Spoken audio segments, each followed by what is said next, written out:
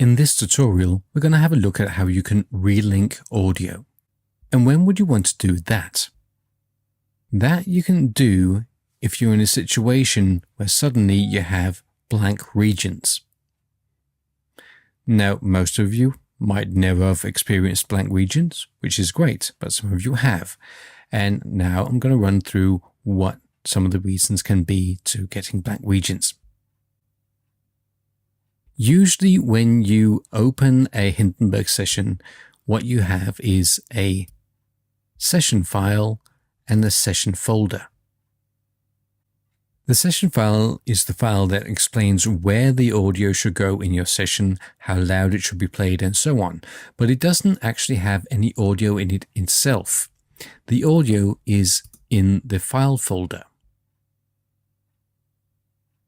So usually what happens is you open a session file and the session file itself says, well, this region here, it's placed so far into the session, the volume is so loud, and so on.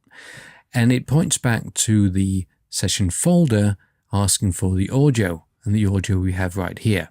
So this is what things usually look like. Now, what can happen is that for some reason, you only have the session file. You don't have the session folder. You might have moved some things around on your hard disk. We have heard about that before.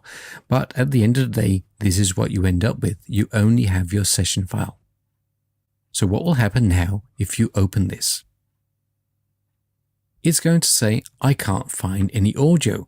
Please locate it for me.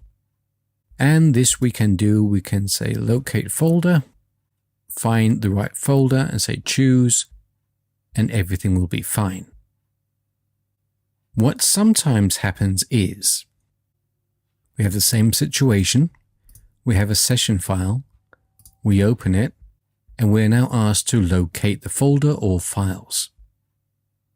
What might happen is we just say cancel, and now we end up with a blank region. Oh, panic, what do we do now?